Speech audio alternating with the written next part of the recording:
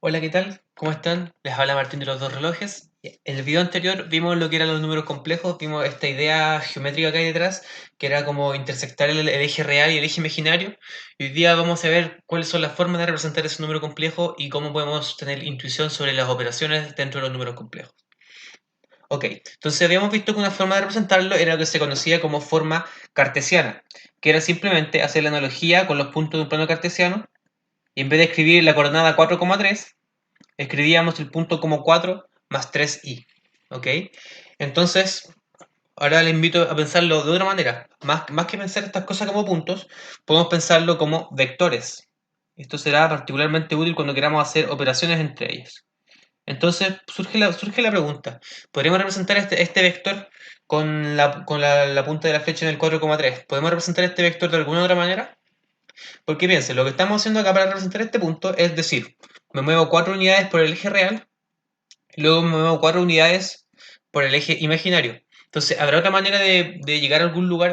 ¿Habrá otro conjunto de instrucciones que me lleven del origen a ese punto? Y una manera de pensarlo es, ya, haz lo siguiente. Muévete un ángulo teta y cuando tengas tu dirección fijada con un ángulo teta, muévete una cierta cantidad de espacios. ¿Ya? Entonces, esa noción de un ángulo más una distancia es lo que se conoce como forma polar. Entonces, vamos a ver cómo podemos traducir esto de acá a la forma polar. ¿Cómo podemos representar esta cosa puramente en función de un ángulo y una distancia? Primero que todo, esa distancia es lo que se conoce como el módulo del complejo. O sea, este radio de acá va a ser el módulo del complejo. Y la pregunta es cómo podemos calcular este módulo. Por ejemplo, en este caso particular, sabemos que esto de acá vale 4, porque el punto es 4,3i, y lo de acá vale 3. Entonces, aplicando el teorema de Pitágoras, yo sé que el módulo al cuadrado tiene que ser igual a 4 cuadrados más 3 al cuadrado. Resolviendo esto, llegamos a que el módulo es igual a 5. Entonces, en general, si z es de la forma a más bi, su módulo será a cuadrado más b cuadrado dentro de una raíz. Eso es lo que se conoce como módulo de un complejo y es como el largo que tiene la flecha que va desde el origen del plano complejo hasta el punto del plano complejo. Ya. Entonces, ahora nos preguntamos, eh, ¿cómo escribimos esto en forma polar? Por ejemplo, yo puedo tener un número, un elemento z cualquiera, ¿cierto? Este puede ser mi z. Y fijémonos en algo. Que este lado de acá, de este triángulo rectángulo que vemos acá, el lado de abajo va a valer z por coseno del ángulo. Porque todo lo que está relacionado al lado adyacente, recuerden que va multiplicado por el coseno. En cambio, el lado opuesto es lo que tiene que ir multiplicado por seno. Entonces esto tendrá medidas z por seno de teta. Entonces, si vemos esto, podemos escribir z de la siguiente manera. Pensando en la forma cartesiana, podemos escribir z como el módulo de z por coseno de teta, como ven ahí, más i veces z por seno de teta. Entonces aquí estaríamos escribiéndolo de la forma a más bi, el número complejo que vemos acá. Entonces aquí podemos factorizar z. Factorizamos el módulo de z y me queda coseno de teta más i por seno de teta. Y esta expresión de acá es muy famosa, porque Euler demostró que esta cosa de acá era igual a e por teta por i. O sea, este e, que era el número de la exponencial que era en introducción al cálculo, por el ángulo por i. Entonces la forma polar es la siguiente, se escribe z, el módulo de z por e por teta por i. Entonces, esta es la manera como condensada de escribirlo en función del módulo del complejo y de su ángulo. Normalmente este ángulo se conoce como el argumento del complejo. ¿Okay? Argumento del complejo, pueden verlo así en alguna bibliografía.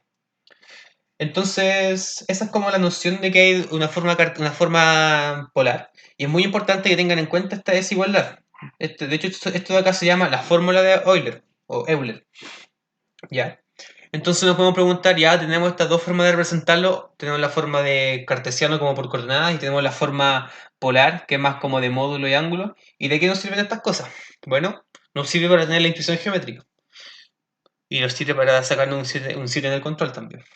Por ejemplo, podemos pensar las operaciones que habíamos visto antes, la operación de suma y multiplicación, ¿cierto? Que habíamos calculado, y pensarlo de la manera más geométrica. Partamos, por ejemplo, con la suma. Nosotros habíamos hecho la suma, habíamos hecho A más BI más C más DI, ¿cierto? Habíamos sumado dos complejos, ya vemos que este es Z, este es W. Habíamos sumado estos dos complejos y habíamos dicho que la suma era A más C más, digo, A más C más B más D, y, o sea, como que sumaban componente a componente. Entonces, veamos por qué es esto. Resulta que esta cosa se comporta como un vector. Entonces, si yo pongo en el plano complejo, puedo tener, por ejemplo, aquí está mi eje imaginario, aquí está mi eje real, y puedo tener el número Z acá y el número W acá. Entonces, la suma de estos dos números va a ser igual que la suma de vectores que pueden haber visto en la introducción de la física, por ejemplo, que era usando la regla del paralelogramo. Es que yo agarro el W y lo dibujo paralelo acá, imaginariamente. Acá hago mi W imaginario y resulta que yo trazo la línea de acá que va por la diagonal y eso de ahí va a ser la suma Z más W. Entonces, esta cosa se comporta como un vector. Un dibujo bien rasca, pero que supone que esto es un paralelogramo. Se comporta como una suma de vectores en el sentido de que la suma es componente a componente, como los vectores, y de manera geométrica se puede ver como las flechas se comportan con la regla del paralelogramo. Entonces a lo mejor podríamos tratar de hacer lo mismo para la multiplicación, ¿cierto? Pero si se acuerdan, cuando habíamos multiplicado estas cosas acá, habíamos llevado algo que no tenía mucho sentido. Si tú multiplicas A más BI por C más DI, llegas a esto de acá. Llegas a, de hecho lo habíamos escrito antes, llegas a AC menos BD más AD más BC por I.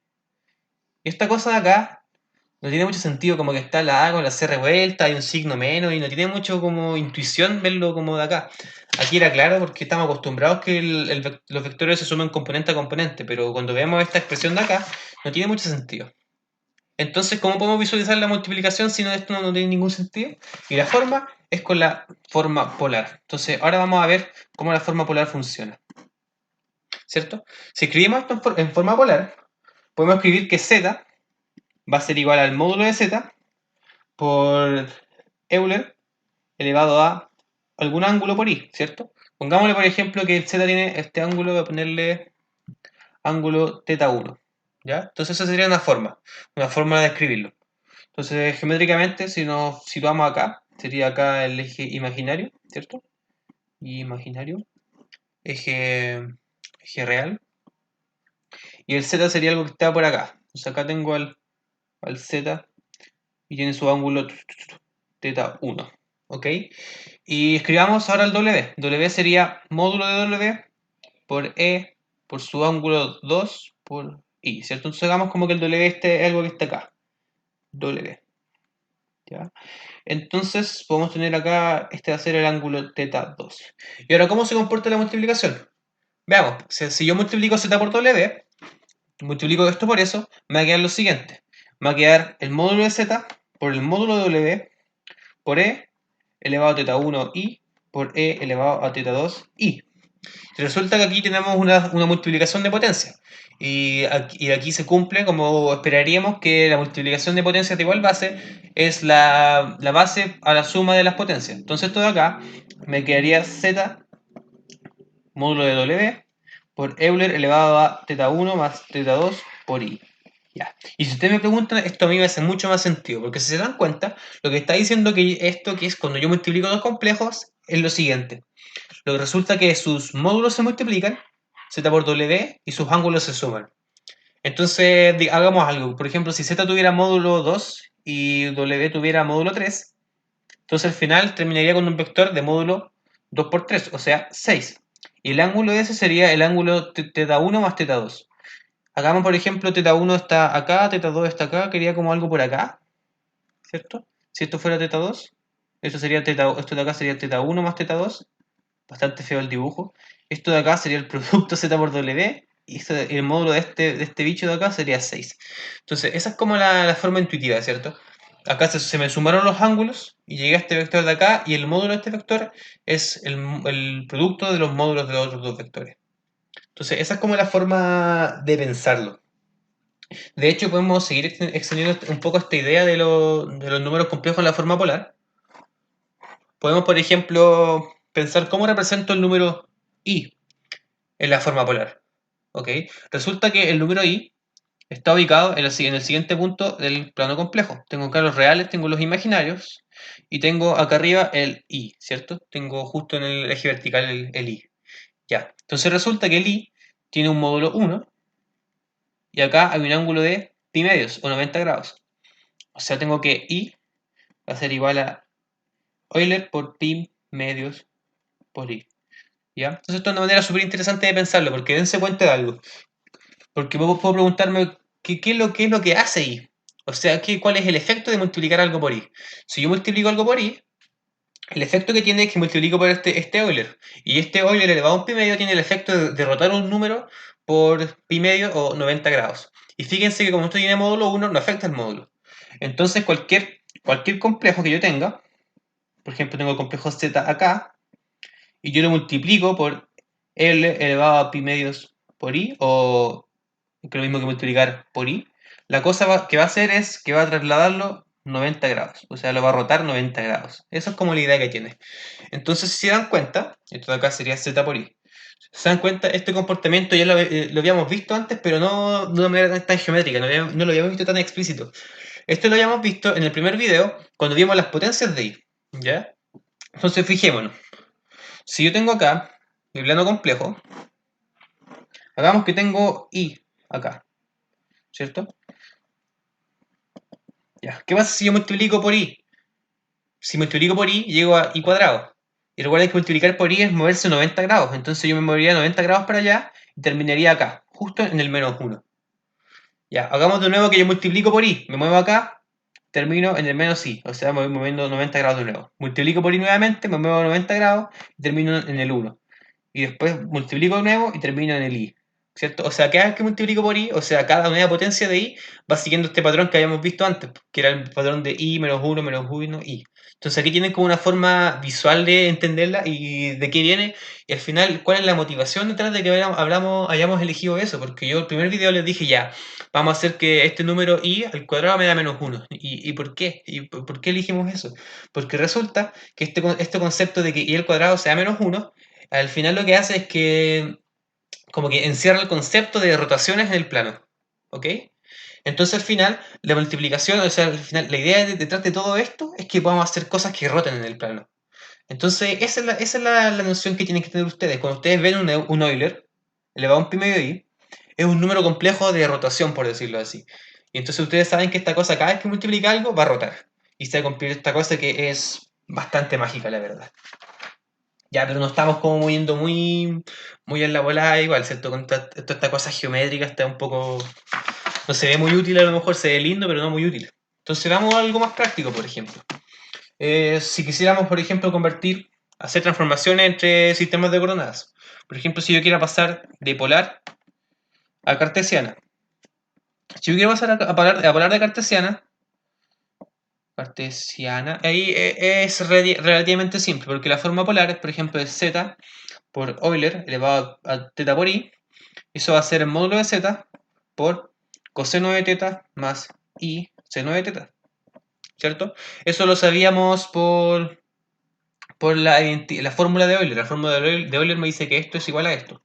Entonces todo acá sería simplemente módulo de z coseno de teta más módulo de z seno de teta.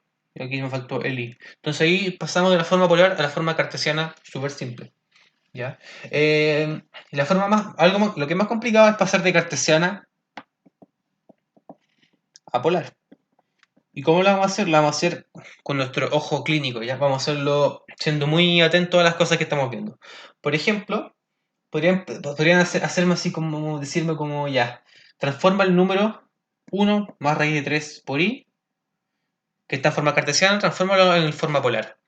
Mm. Entonces ya, lo que necesito yo es poder escribirlo, esta cosa, como el módulo de z por el coseno de algún ángulo más i por el seno de algún ángulo. Esa es la manera, eso es lo que tienen que pensar. Cuando quieren escribir un número en forma polar, tienen que tratar de encontrar algún ángulo que me cumpla esto. porque el módulo es súper fácil de sacar, pero el ángulo no tan fácil. Saquemos el módulo. El módulo simplemente va a ser la raíz del cuadrado, digo, la raíz de la suma de los cuadrados de sus componentes. Tengo 1 más 3, más raíz de 3, al cuadrado me queda 1 más 3, entonces me queda raíz de 4, y eso es 2. ¿Ya? O sea, esto es el Pitágoras de toda la vida. Entonces yo lo que puedo hacer, agarrar este número de acá y dividirlo por 2 y escribirlo de la siguiente manera. Va a tener que ese número de acá va a ser igual a 2 por 1 medio más raíz de 3 medios y. Entonces, ahora mi objetivo es buscar algún ángulo tal que su coseno sea esto y que su seno sea esto. O sea, yo estoy buscando teta tal que coseno de teta es igual a 1 medio y seno de teta es igual a raíz de 3 medios. Entonces yo me tengo que hacer esa pregunta y la respuesta a esa pregunta es que teta vale, como ustedes deben saber ya, teta vale pi tercios o 60 grados. Eso tienen que haberlo visto en trigonometría, tienen que ya manejarse un poco con estos ángulos. O sea, cuando ustedes vean un raíz de 3, por ejemplo, partido en 2, ustedes dicen, ya, esto me huele a pi tercio, a pi sexto. Ya tienen que tener un poco esa intuición ya a esta altura, porque tienen que tener el ojímetro bien activado. ¿Ya? Entonces vamos a darle una última cosita sobre esta cosa de la forma polar y forma cartesiana. Vamos a hablar un poco más de algunos otros elementos de los números complejos. El siguiente elemento que le quiero introducir es lo que se conoce como el conjugado. El conjugado, si tengo el z, que es a más bi, un número complejo, su conjugado es a menos bi. O sea, es cambiarle el signo a la parte imaginaria. El conjugado se denota con el z, el número, con una barrita arriba que no me quedó muy bien. Espera, voy a hacerla más clara acá. Z conjugado es z con una barrita arriba. ¿Ya? Entonces, obviamente, esto podemos llevarlo al mundo gráfico. Si tengo acá el imaginario, el real,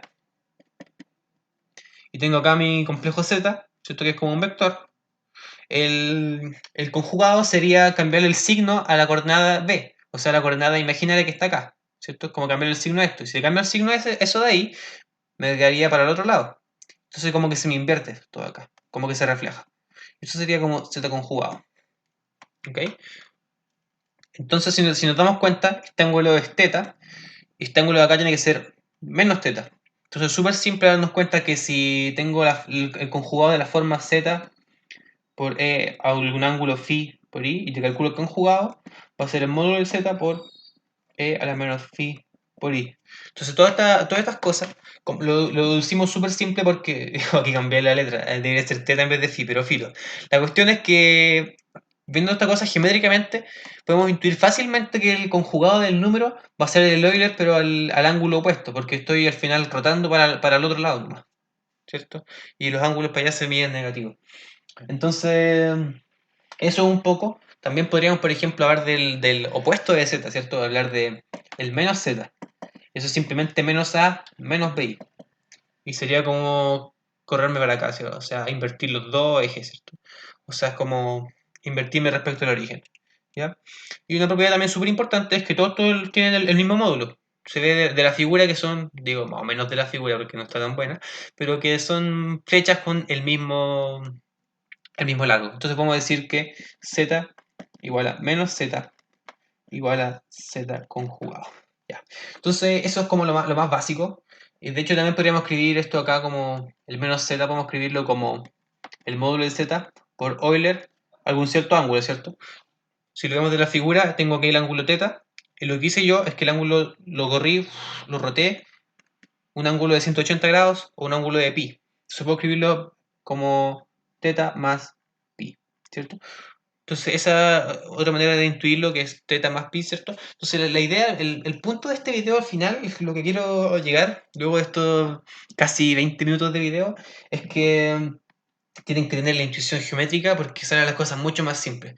O sea, piensen que estamos en un mundo extraño que son los números complejos, que no es tan extraño al final de todo, porque son cosas que están en un plano, cosas que al multiplicar rotan y cosas que al sumarse se suman como vectores.